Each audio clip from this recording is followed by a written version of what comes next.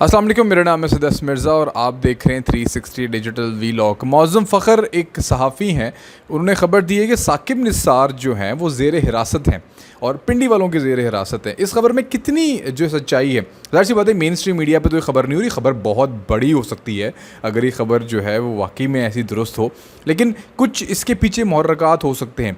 एक तरफ इमरान खान की जो चीखें हैं वो बहुत ज़्यादा आसमानों पे हमें जाती हुई नज़र आ रही हैं, हालत बहुत बिगड़ी हुई है, अंदर से जो खबरें आ रही हैं वो बड़ी शिद्दत इख्तियार कर गई हैं। इमरान खान का बस नहीं चल रहा, किसी तरीके से मैं पूरे पाकिस्तान में आग लगा दूँ, मेरे जो सपोर्टर्स हैं, वोटर्स हैं, वो बाहर निकल कर दंगा फसाद करें, जलाओ घिराव करें, किसी भी चीज़ में उसको कामयाबी हासिल नहीं हो रही।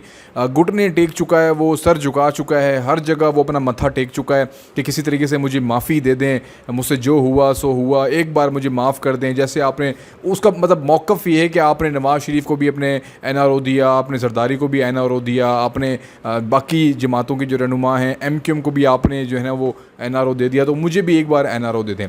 तो शायद मेरे ख़्याल से इमरान खान की कैलकुलेशन जो है वो थोड़ी सी डिफरेंट रह गई इसके अंदर, क्योंकि ये जो बाकी जमातों को जो नाम ले रहे हैं जिनके ऊपर ये कह रहे हैं कि NRO दिया गया, इनके वो माजी नहीं मिलते जो इमरान खान साहब का पिछले 3-4 सालों के अंदर माजी मिलता है। पाकिस्तान के डिफ़ॉल्ट तो एक अलग चैप्टर है, लेकिन जो आपने पाकिस्तान के अंदर इंतशार और ख़ास तौर पे अवाम के अंदर जो जहर घोला है, जो हमें ट्विटर पे नज़र आता है, फेसबुक पे नज़र आता है, टिकटॉक के ऊपर नज़र आता है, उसको डिफ्यूज़ करते करते शायद हमें और 10 से 15 साल लग जाएँ उस पर काम करते करते। इसकी मिसाल दूं आपको मैं, काजी फ़ाइज़ ईसा ने अभी एक बेंच तश्कील दिया है दोबारा, जिसमें एक जज को शामिल किया है, लेकिन उसके ऊपर बहुत सारे इमरानडूज़ और ये यूथियाज़ जो हैं, एक बड़े नामवर सहाफ़ी जो अपने आप को कहते हैं, वो भी इसके ऊपर जो है तनकीद कर रहे हैं और बेशर्मी के साथ तनकीद कर रहे हैं। उसका रीज़न मैं आपको बताता हूँ कि काजी फ़ाइज़ ईसा ने अपनी मर्ज़ी का कोई बेंच नहीं बनाया, कोई इंसाफ का कत्ल नहीं किया। काजी फ़ाइज़ ईसा ने सिंपल एक शख्स हैं मंसूर अली शाह साहब, उनसे पूछा कि आपको मैं इस बेंच में शामिल कर रहा हूँ। वो बेंच में शामिल ही नहीं होना चाह रहे। उनको पता नहीं क्यों एक जज की जो है मोहब्बत मारे खा रही है और मुनीब अख्तर बहुत याद आ रहे हैं उनको।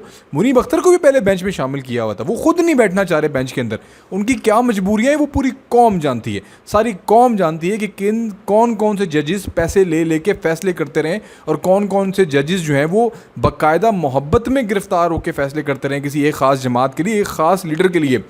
और पहली बात ये, बिलावल ने एक बड़ी खूबसूरत बात की, बिलावल ने कहा कि मैं इन जजेस की या सुप्रीम कोर्ट की तारीफ़ उस वक्त करूँगा या मैं उस वक्त समझूंगा कि इनके हालात बिल्कुल ठीक हैं या इनके अंदर किसी किस्म की कोई रिफ़ॉर्म की ज़रूरत नहीं है, जब मुझे कोई एक चीफ़ जस्टिस ऐसा बता दें जो मुतनाज़ा ना हो, जो कंट्रोवर्शियल ना हो। कौन सा दुनिया के अंदर डैम बनाने वाला कोई चीफ जस्टिस आया कि भाई मैं डैम बनाऊं, वो सारी दुनिया के दौरे करते फिर रहा है, सुप्रीम कोर्ट वेली पड़ी है तो बाहर दौरे करता फिर रहा है कि मैं डैम बनाना है, डैम बनाना है। और किस तरीके से वो MNA MP इसको धमकियाँ देता था, किस तरीके से वो एक शख्स जिसका वाहिद इमरान खान जिसका नाम है उसके हक़ में फ़ैसले दिया करता था, उसके हक़ में कसीदे पढ़ा करता था, बाकी दूसरी जमात वालों को बग़ैर किसी सबूत के, बग़ैर किसी हतमी फ़ैसले तक उनको बदमाश, डाकू, सिसिलियन माफिया और गॉड फादर तक के अलकाब जो है उनको दिया करते थे जजेस की तरफ से।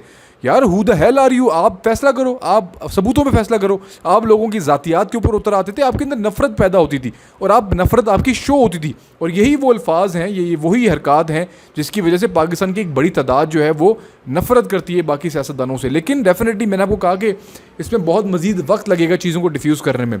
और जहाँ तक इमरान खान की हालत है, जो उस वक्त गंडापुर की हालत है, एक तरफ मरीम नवाज़ की एक तस्वीर आप देखें कि जिस तरीके से वो बड़ी एक्सप्लोर लाहौर के नाम से बसेस का इफ्तिताह कर रही हैं, दूसरी तरफ गंडापुर देखें टांगे उठा के पंजाब की तरफ आ रहा है। पर टांगे उठा के पंजाब की तरफ आने की तो ज़रूरत नहीं है, तो पंजाब आ जा, तेरी वैसे टांगे उठा देंगे।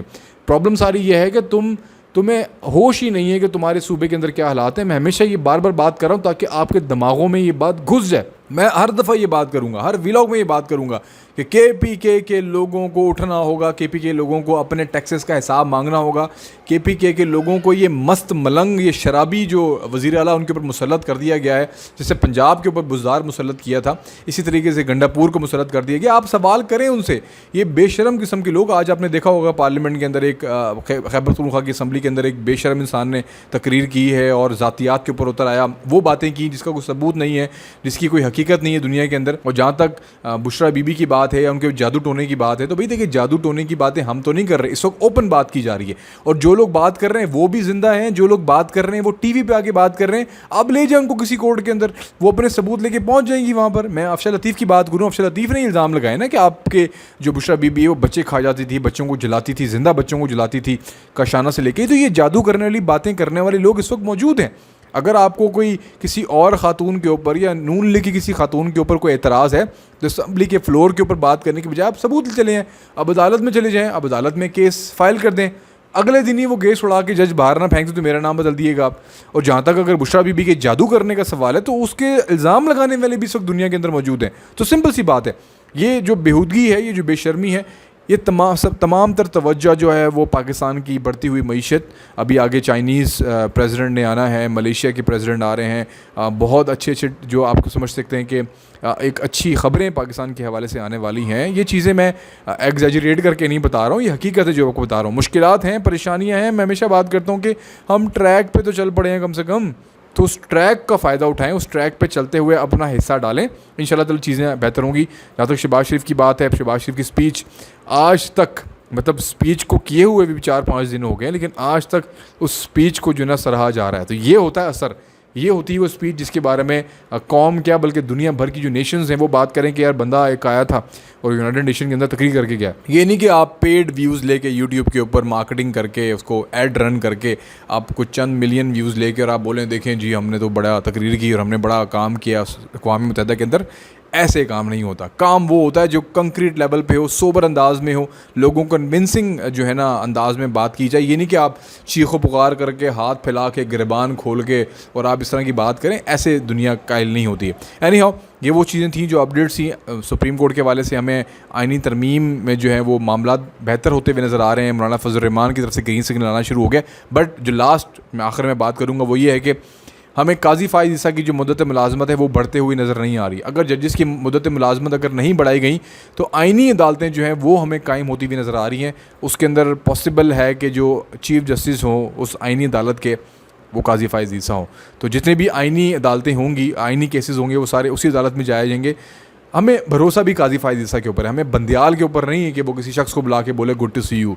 काजी फ़ाइज़ ईसा की कोई एक मिसाल दें मुझे जो उसने किसी भी एक शख्स को बोला हो कि मुझे आप बड़े पसंद हैं, आपकी तकरीर बड़ी पसंद है, हम आपके लिए बैठे हैं, हम आपके लिए मसाइल हल करने बैठे हैं, आप हमारी आँखों का तारा हैं, आप कहें तो हम यहाँ लेट जाएँ, आप कहें तो हम आपको पलकों पर बिठा लें। काजी फ़ाइज़ ईसा की कभी भी इस तरह की गुफ्तगू नहीं मिलती। और ये जितने बेशरम किस्म के लोग हैं ट्विटर के ऊपर प्रोपेगेंडा कर रहे हैं काजी फ़ाइज़ ईसा के लिए, आप समझ सकते हैं कि ये किस वजह से कर रहे हैं। इनको तकलीफ़ इस चीज़ की है कि इनके हक़ में जो फ़ैसले पहले हुआ करते थे वो अब नहीं हुआ करते, अब वो नहीं हुआ करेंगे। तो पाकिस्तान का अल्लाह हामिया नासिर हो। और मैं ख़ास तौर पे सुप्रीम कोर्ट के हवाले से खैर ख्वाह हूँ ताकि सुप्रीम कोर्ट के अंदर वो ऐसे इक़दाम हो जिसको दुनिया सराहे और आने वाले वक्तों के अंदर सुप्रीम कोर्ट की रेटिंग्स में इजाफा होता है। तो ये पाकिस्तानियों के लिए फ़ख्र होगा इंशाल्लाह ताला। मैं तो आपका होस्ट असद असद मिर्ज़ा, आज के लिए इतना ही। इंशाल्लाह ताला कल फिर आपकी खिदमत में हाजिर होंगे कुछ अपडेट्स के साथ, कुछ इन्फॉर्मेशन के साथ। तब तक के लिए मुझे दीजिए इजाज़त। अल्लाह हाफ़िज़।